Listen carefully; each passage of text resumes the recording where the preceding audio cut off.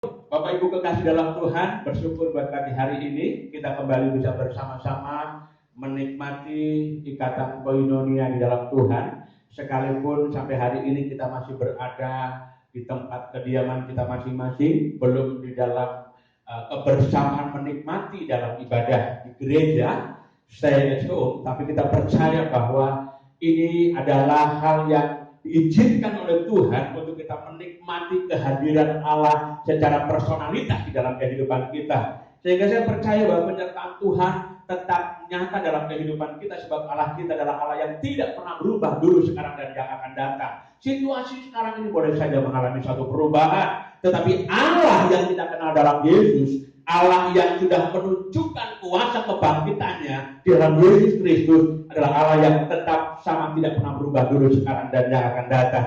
Haleluya. Sehingga dimanapun kita berada, Allah ada bersama-sama dengan kita. Amin. Saudara yang terkasih dalam Tuhan, kita buka sama-sama di dalam Injil Markus pasalnya yang ke-16, ayatnya yang ke-9 sampai dengan ayatnya yang ke-20. Tetapi saya akan membacakan mulai dari ayatnya yang ke-14 saja untuk mempersingkat waktu kita, ya. Injil Markus pasalnya yang ke-16 ayat 14 sampai dengan ayatnya yang ke-20. Demikian firman Tuhan. Akhirnya ia menampakkan diri kepada ke-11 orang itu ketika mereka sedang makan, dan ia mencela ketidakpercayaan dan kedebilan hati mereka. Oleh karena mereka tidak percaya kepada orang-orang yang telah melihat dia sesudah kebangkitannya. Lalu ia berkata kepada mereka, pergilah ke seluruh dunia, beritakanlah Injil kepada segala makhluk. Siapa yang percaya dan dibaptis akan diselamatkan, tetapi siapa yang tidak percaya akan dihukum. Tanda-tanda ini akan menyertai orang-orang yang percaya. Mereka akan mengusir setan-setan demi namaku. Mereka akan berbicara dalam bahasa-bahasa yang baru bagi mereka. Mereka akan memegang ular, dan sekalipun mereka minum racun maut, mereka tidak akan mendapat celaka. Mereka akan meletakkan tangannya atas orang sakit, dan orang itu akan sembuh. Sesudah Tuhan Yesus berbicara demikian kepada mereka, terangkatlah ia ke sorga, lalu duduk di sebelah kanan Allah. Mereka pun pergilah memberitakan Injil ke segala penjuru, dan Tuhan turut bekerja dan meneguhkan firman itu dengan tanda-tanda yang menyertainya. Amin, amin, amin. Demikian cukup singkat pembacaan firman Tuhan. Yang diberkati adalah kita semua yang sungguh-sungguh mendengar firman dan melakukannya di dalam kehidupan kita hari lepas hari. Haleluya. Bapak Ibu kekasih dalam Tuhan Yesus Kristus, saya memberikan judul renungan kita pada saat ini adalah menjadi gereja yang bermisi. Menjadi gereja yang bermisi. Saudaraku yang kekasih dalam Tuhan Yesus Kristus, kita masih ingat bagaimana sesungguhnya minggu lalu saya menyampaikan tentang kuasa kebangkitan dan bagaimana para murid meresponi kuasa kebangkitan Yesus. Nah, saudaraku yang kekasih dalam Tuhan Yesus Kristus, sekalipun Yesus telah bangkit, tetapi kita bisa simpulkan dari pembacaan firman Tuhan bahwa para murid mengalami kelambanan untuk percaya kepada Yesus. Para murid, sekali saya katakan, mengalami kelambanan untuk percaya kepada Yesus. Percaya akan kebangkitannya. Yesus yang sudah bangkit menyatakan kemenangannya atas maut, yang ketika dia sudah menyatakan dirinya, menampakkan dirinya pun, para murid tetap tidak mau percaya. Ketika diberitakan oleh para perempuan, beberapa perempuan yang datang ke kubur, menyampaikan bahwa Yesus sudah bangkit, mereka tetap tidak percaya. Kemudian disampaikan juga oleh dua orang murid yang dalam perjalanan ke Emmaus, ketika mereka kembali menyatakan dan menyampaikan berita tentang kebangkitan Yesus, mereka pun tidak juga mempercayainya. Sampai pada akhirnya Yesus dikatakan menyatakan dirinya, menampakkan dirinya kepada ke-11 para murid dalam kondisi yang sedang berkabung pada waktu itu. Nah, saudaraku yang kekasih dalam Tuhan, kelambanan untuk percaya akan kebangkitan Yesus inilah yang membuat para murid diliputi dengan satu perkabungan yang begitu luar biasa. Bahkan dikatakan di sana dalam ayat yang ke-10, mereka menangis dan berkabung, menunjukkan sebuah ketakutan ketakutan yang luar biasa kepada lingkungan pada waktu itu, orang-orang Romawi, orang-orang yang tidak setuju dengan mereka, orang-orang yang menentang mereka mengalami satu ketakutan yang luar biasa. Sampai pada waktu Yesus kemudian menampakkan diri kepada mereka dan menyatakan di dalam ayatnya yang ke-15, pergilah ke seluruh dunia, beritakanlah Injil kepada segala makhluk. Wow, luar biasa. Dalam keadaan para murid yang setengah diliputi dengan satu perkabungan yang luar biasa, ketakutan yang luar biasa, Yesus datang kepada mereka dan ada satu perubahan yang sangat fundamental luar biasa. Kehadiran Yesus di tengah-tengah ketakutan mereka merubah situasi saat itu. Sehingga kondisi yang diliputi dengan ketakutan berubah menjadi penuh dengan keberanian. Bahkan firman Tuhan menegaskan kepada kita bagaimana di dalam ayat yang ke-20 mereka pun pergilah memberitakan Injil ke segala penjuru. Saudara yang kekasih dalam Tuhan Yesus Kristus, menarik sekali sesungguhnya ketika kita coba merenungkan apa yang membuat para murid mengalami satu perubahan yang sangat luar biasa dari ketakutan, dari perkabungan, dari tangisan, kemudian menjadi satu sikap yang memiliki keberanian yang luar biasa. Bahkan dikatakan mereka memiliki semangat yang menyala-nyala untuk memberitakan Injil dan kebangkitannya ke seluruh penjuru. Saudara yang kasih dalam Tuhan, saya menyimpulkan bahwa karena janji penyertaan Yesuslah yang membuat kehidupan mereka diubahkan.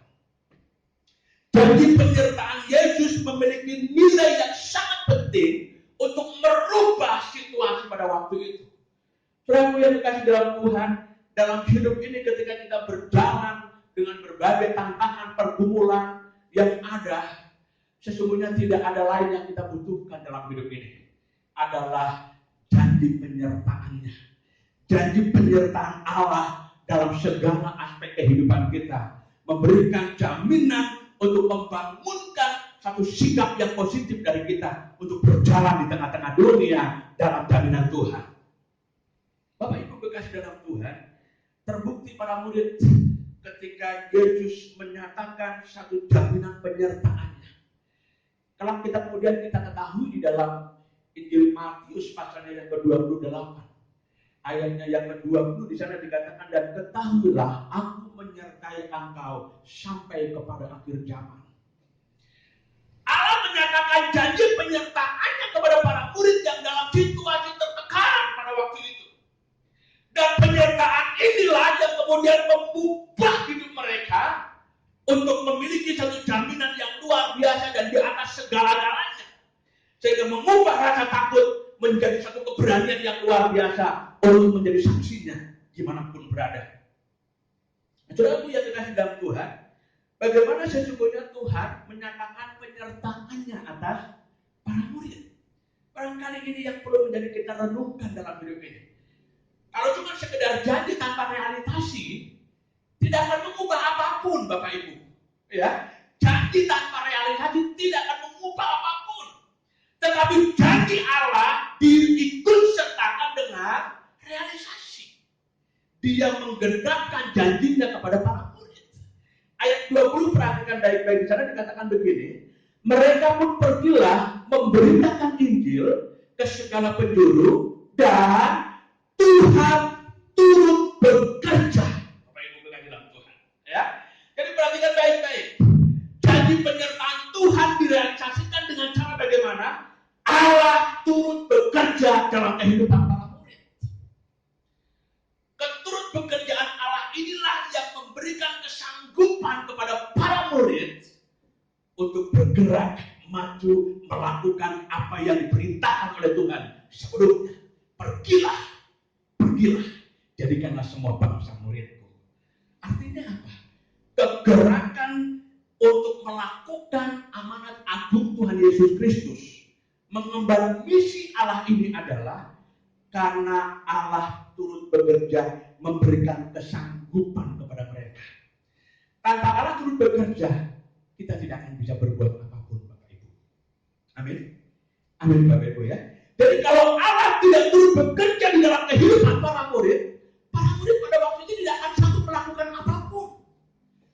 tapi pasti dan jelas dikatakan firman Tuhan, Allah turut bekerja. Roma pasal 8 ayat 28 mengatakan Allah turut bekerja dalam segala sesuatu untuk mendatangkan kebaikan bagi orang-orang yang mengasihinya. Ini jaminan Bapak Ibu. Kalau kemarin kita berjalan di tengah-tengah dunia sekarang ini, dalam situasi kondisi apapun, ketika kita melakukan kehendak Allah, ingat bahwa Allah turut bekerja di dalam kehidupan kita, orang-orang yang percaya kepada Tuhan. Bagian yang pertama, mengapa Yesus, para murid untuk berubah luar biasa? Karena jadi pernyataannya yang diwujudkan dalam tindakan Allah turut bekerja dalam kehidupan para murid. Itu yang pertama. Penyertaannya, kesediaan Allah untuk turut bekerja menyanggupkan para murid untuk bisa memberitakan Injil Tuhan Yesus Kristus. Jadi bukan karena kemampuan mereka, tapi karena apa? Karena Allah turut bekerja dalam kehidupan para murid. Saudara, mungkin situasi sekarang sedang diperhadapkan dengan keadaan yang begitu luar biasa pelik, sulit bergumul dengan luar biasa. Tapi yakinlah bahwa penyertaan Tuhan dan turut bekerjaan Allah dalam segala aspek kehidupan kita menjadi jaminan bagi kita untuk bisa melewati godaan, cobaan, situasi seperti sekarang ini.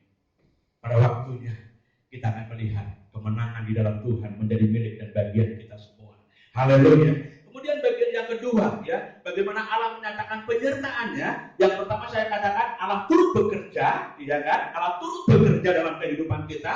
Kemudian yang kedua dikatakan selanjutnya masih dalam ayat yang ke-20, dan Tuhan turut bekerja dan meneguhkan firman itu dengan tanda-tanda yang menyertainya.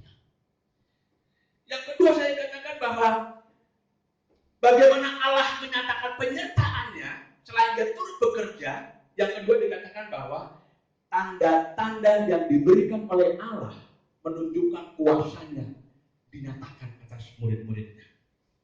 Amin. Allah bukan saja menyertai, Allah bukan tidak turut bekerja, tapi Allah memberikan kuasa atas para murid. Ya.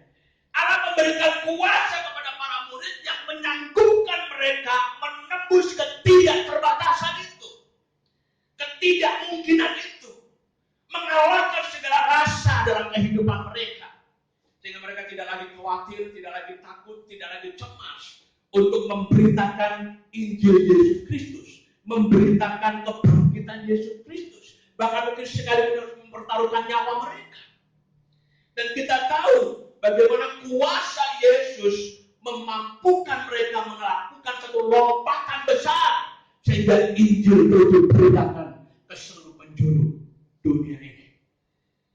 Saya ingat pernah membaca sebuah buku yang berjudul Semakin Dibabat, Semakin Merambat. Haleluya. Ya. Semakin dibabat, semakin merambat. Semakin Injil dihambat, Injil akan semakin merambat ke seluruh penjuru dunia ini. Karena tidak ada satupun yang bisa menggagalkan kuasa Tuhan. Tidak ada satupun yang bisa menghambat kuasa Tuhan dalam hidup ini. Kesempatannya ini menjadi jaminan sesungguhnya bagi setiap orang yang percaya kepadanya, yang percaya akan kuasa kebangkitannya dalam situasi krisis maupun seperti apapun. Ketika kuasa Tuhan dinyatakan, menjadi jaminan bagi orang-orang percaya mengatasi segala lini kehidupan di tengah-tengah dunia ini. Terima kasih Tuhan. Kami bersyukur karena Allah begitu luar biasa. Kita perlu bersyukur kepada Allah yang menjaminkan satu kepastian di dalam kehidupan kita dengan kuasa kebangkitannya. Sekali lagi, Bapak Ibu kekasih dalam Tuhan Yesus Kristus, kita melihat bagaimana dikatakan tanda-tanda ini menyertai orang-orang yang percaya kepadanya. Kiranya kita sebagai gereja Tuhan terus dimampukan untuk menjadi gereja yang bermisi, karena Allah lah yang menyertai kita dulu, sekarang, bahkan yang akan datang. Tuhan Yesus memberkati kita semua. Amin. Kita berdoa. Bapak, terima kasih, kami bersyukur untuk firman-Mu meteraikan dalam hati kami semua Bapak, supaya firman-Mu menjadi bagian yang terus menguatkan kami semua. Dalam situasi seperti sekarang ini, hamba terus berdoa menyerahkan seluruh jemaat Tuhan. Engkau berkenan memberkati mereka. mereka semua. Berikan hikmat-Mu, berikan kekuatan-Mu, berikan penghiburan-Mu, berikan pengharapan-Mu ya Tuhan. Dan penyertaan Tuhan menjadi jaminan dalam setiap kehidupan umat Tuhan di gereja-Mu di tempat ini. Berkati pekerjaan mereka, berkati lembaga-lembaga ataupun perusahaan di mana mereka bekerja, agar tetap eksis dalam penyertaan Tuhan, sehingga mereka dijauhkan dari segala hal-hal yang tidak berkenan di hadapan-Mu Bapa. Terima kasih Bapa, ini doa kami. Kami menyerahkan sepenuhnya ke dalam tangan Tuhan, dalam nama Tuhan Yesus. Haleluya. Amin.